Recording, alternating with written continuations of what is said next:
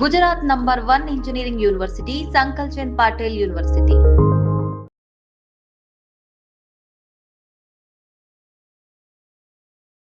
హైదరాబాద్ నగరంలో అది ఎంఎంటీఎస్ రైల్లో దుండగుడు ఒక యువతి మీద అత్యాచార ప్రయత్నానికి పాల్పడడం సంచలనంగా మారిపోయిన పరిస్థితి. నిన్నటి నుంచి కూడా ఈ వార్త ఒక సంచలనంగా మారిపోయిన సిచ్యువేషన్ అయితే కనిపిస్తోంది.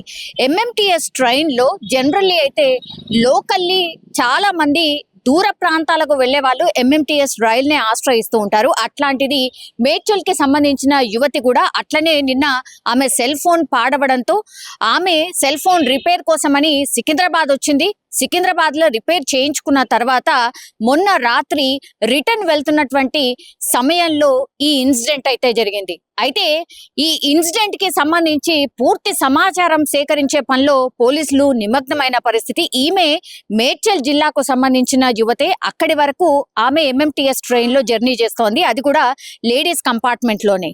లేడీస్ కంపార్ట్మెంట్ లో ఆమె జర్నీ చేస్తున్నప్పుడు ఆ టైంకి ముగ్గురు యువతులు ఉండే.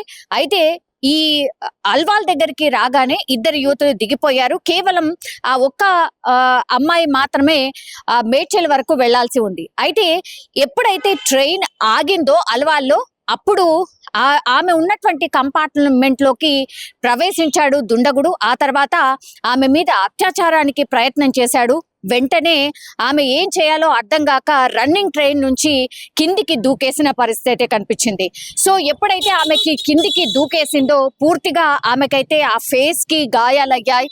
ఆ తర్వాత పంటికి కూడా గాయమైంది, ఫేస్ అంతా స్వెల్లింగ్ అయింది, అట్లాగే లెగ్ కూడా ఫ్రాక్చర్ అయినట్టుగా నిన్న పోలీసులు కూడా ప్రెస్ మీట్ లో చెప్పడం అయితే జరిగింది. ఈ కేసుని చాలా సీరియస్ గా తీసుకున్నటువంటి పోలీసులు నిందితుడి కోసం నిన్ననే 4 బృందాలుగా గాలింపు స్టార్ట్ చేశారు. అట్లాగే సీసీ ఫుటేజ్ ఏదైతే ఉంటుందో, ఈ ట్రైన్ స్టాప్స్ స్టేషన్స్ ఎక్కడైతే ఉంటాయో అక్కడ పూర్తిగా ఈ సీసీ ఫుటేజ్ ని సేకరించిన తర్వాత ఈ నిందితుడు ఎవరు అనేది గుర్తించడం జరిగింది. ఇప్పుడు ఈ నిందితుడు ఫోటో అట్లాగే ఆయన పేరు కూడా బయటకు వచ్చిన పరిస్థితి. మేడ్చల్ జిల్లా గౌడవెల్లి గ్రామానికి చెందినటువంటి వ్యక్తి. ఈయన పేరు వచ్చేసి మహేష్ గా గుర్తించారు. సో ఈ ఫోటోని తీసుకెళ్లి యువతి ఎక్కడైతే ట్రీట్మెంట్ తీసుకుంటుందో హాస్పిటల్లో ఆమెకు ఫోటో చూపించినప్పుడు ఎస్ ఇతనే అన్నటువంటి నిర్ధారణకు వచ్చిన తర్వాత ఇప్పుడు మహేష్ నైతే పోలీసులు గాలింపు చర్యలు చేపట్టిన తర్వాత ఇప్పుడు మహేష్ పోలీసుల అదుపులో ఉన్నాడు. సో యువతి నిర్ధారించిన తర్వాత ఇప్పుడు మహేష్ నైతే అదుపులోకి తీసుకోవడం జరిగింది.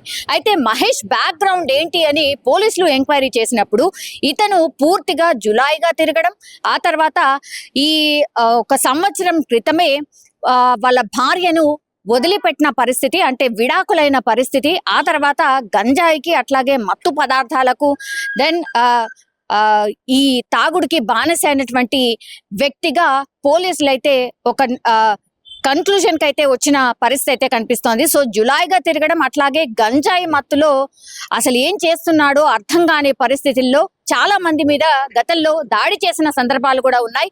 సో ఇట్లా ఇవన్నీ తట్టుకోలేకనే వాళ్ళ భార్య కూడా అతన్ని విడిచిపెట్టేసింది 1 సంవత్సరం క్రితం అనేటువంటి మాట కూడా ఇప్పుడు పోలీసులు చెప్తున్నటువంటి పరిస్థితి.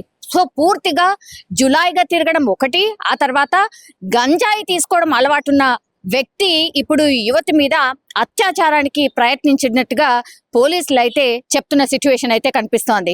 సో ఇవన్నిటిని చూసినప్పుడు ఇప్పుడు అగైన్ మళ్ళీ ఇంకో ప్రశ్న ఏం రైజ్ అవుతోంది అంటే, ఇంకా కూడా గంజాయి దొరుకుతుందా, ఇంకా కూడా గంజాయి సప్లై ఇట్లా అవుతోందా హైదరాబాద్ లో? ఇంత పకడ్బందీగా పోలీసులు చర్యలు తీసుకుంటున్నా, ఎక్కడికక్కడ గాలింపు చర్యలు చేపడుతున్నా, పూర్తిగా గంజాయికి సంబంధించిన బ్యాచ్ మీద నిఘా పెట్టినా ఇంకా కూడా ఇట్లా గాంజా సేవిస్తున్న వాళ్ళ పరిస్థితి ఇలా ఉంది. అట్లాగే వాళ్ళు ఆ మత్తులో ఏం చేస్తున్నారో తెలియనటువంటి పరిస్థితిలో ఇట్లా ఈ అత్యాచార ప్రయత్నాలు కావచ్చు, లేదంటే క్రైమ్ కి సంబంధించిన ఇన్సిడెంట్స్ చేస్తున్న వాళ్ళలో పెద్ద సంఖ్యలో ఇట్లా గాంజా లేకపోతే మత్తు పదార్థాలు అనుకోండి, లేకపోతే ఇట్లా మందు సేవించడం అనుకోండి, ఇట్లాంటి వాళ్ళే చాలా ఎక్కువగా ఇట్లాంటి ఇన్సిడెంట్స్ కి పాల్పడుతున్న సిచ్యువేషన్ అయితే కనిపిస్తోంది. ఇప్పుడు యువతి మహేష్ గా గుర్తించింది కాబట్టి ఆయన మీద పోలీసులు అయితే వివిధ సెక్షన్ల కింద పోలీసులు కేసులు అయితే నమోదు చేసిన పరిస్థితి.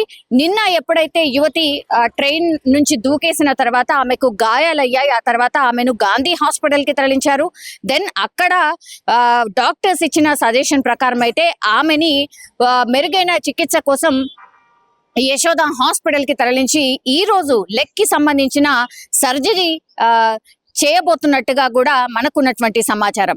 సో ఒక పురోగతి సాధించినట్టే అనుకోవచ్చు. వితిన్ 24 గంటల్లోనే పోలీసులు ఈ నిందితుడు ఎవరు అనేది ఛేదించడం, గుర్తించడం, ఆ తర్వాత వాళ్ళ అదుపులో ఉండడం, ఇది నిజంగానే ఒక రకంగా పోలీసులు చాలా పకడ్బందీగా అట్లాగే చాలా స్ట్రిక్ట్ గా ఇలాంటి కేసెస్ మీద దృష్టి సారించినట్టు మనకైతే అర్థమవుతోంది. కానీ ఈ MMTS ట్రైన్ నుంచి యువతి అత్యాచార ప్రయత్నానికి గురైంది. ఆ తర్వాత ట్రైన్ నుంచి దూకేసింది. ఆమెకు గాయాలైన పరిస్థితి ఉంది. అట్లాగే ఈ నిందితుడి కోసం గాలింపు చర్యలు చేపడుతున్నారు అన్న వార్త తెలిసిన తర్వాత మాత్రం చాలా మంది అయితే ఒక రకంగా పానిక్ అయిపోయినారు. బికాజ్ MMTS ట్రైన్ లో చాలా మంది జర్నీ చేస్తుంటారు. అట్లాగే అందులో చాలా తక్కువ ప్రైస్ లో డిస్టెన్స్ కూడా చాలా ఎక్కువగా వెళ్తుంది. అట్లాగే ఫాస్ట్ గా వెళ్ళొచ్చు, ట్రాఫిక్ ఇబ్బందులు ఉండవు అనే దృష్టితోనే చాలా మంది ఈ MMTS ట్రైన్స్ ని ఆశ్రయిస్తూ ఉంటారు.